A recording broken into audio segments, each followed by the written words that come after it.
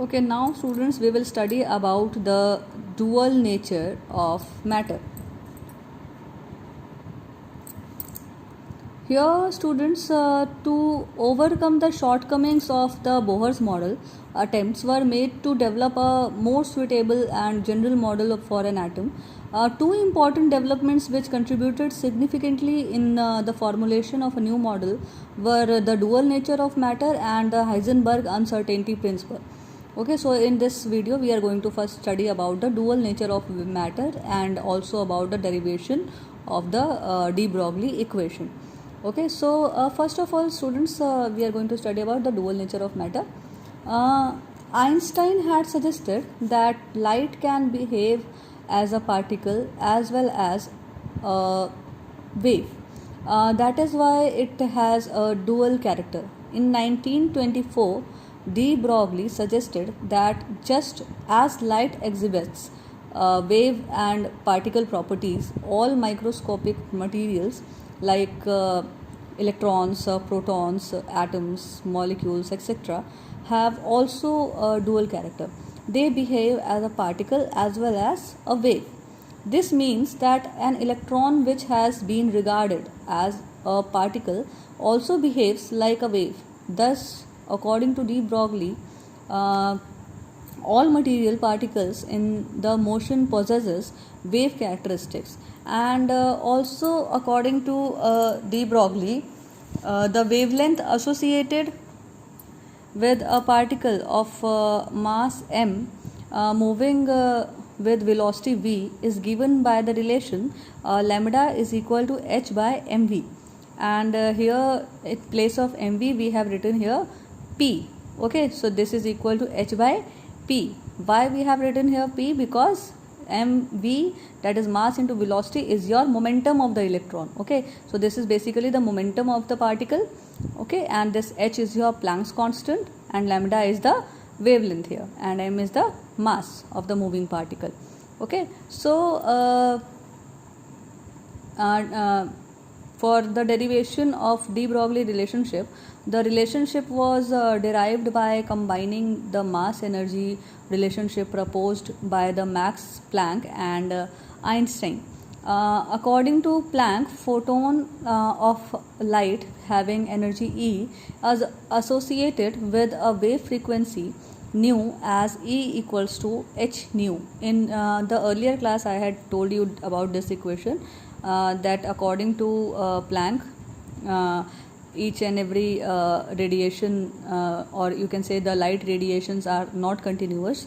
Instead it is in the form of small packets, which is known as the quanta, and each quanta or each energy packet has the energy equals to E equals to h nu. And according to Einstein, E equals to mc square. We put this equation as equation 1 and this equation as equation 2. Okay, so from equation 1 and equation 2 we get h nu is equal to mc square. Okay, because this LHS is same in both these two equations, so RHS will be also same. Okay, so h nu will be equal to mc square. Now nu is equal to c by lambda. C is the velocity of light and lambda is the wavelength. Okay, so this nu will be equals to c by lambda. Okay, so we put this equation as equation 3. Now on putting the value of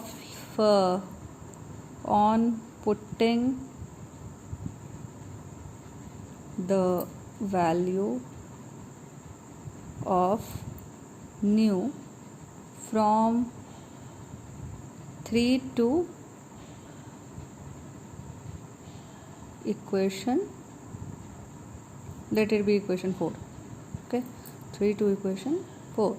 Okay, so we are putting this value in equation, or it should be, this one is 3 and this is 4. Okay, so on putting the value of equation of nu from 4 to equation 3. Okay, so we are putting the value of nu, that is c by lambda. We are putting the value of nu from here to this equation. We will get hc by lambda. In place of nu we are writing c by lambda. Okay, so hc by lambda, it is equal to mc square. Now 1c will cancel out with 1c here. There are two c square is here, so 1c gets cancelled out with this one. Okay, so we get h by lambda is equal to mc. Okay, so or you can here by rearranging this equation we get lambda is equal to h by mc. Fine. And here students, mc is nothing but your mass into velocity of light. Okay, so this will be mv. Okay, and h by mv will be equal to h by p, which is your momentum. Okay, as I told you in the starting of the video that mv is the momentum. Okay, so this is the basic equation which we require. This is what we call de Broglie equation. Okay, so in de Broglie equation we have lambda is equal to h by mv, or lambda is equal to h by p, which is derived from Planck's equation and Einstein's equation. And by equating these two sides we get this equation. Now we put the value of nu from here to here, we get this equation, and after cancelling c from each side we get this equation, and on rearranging it we get this equation, and at the end this is the required equation.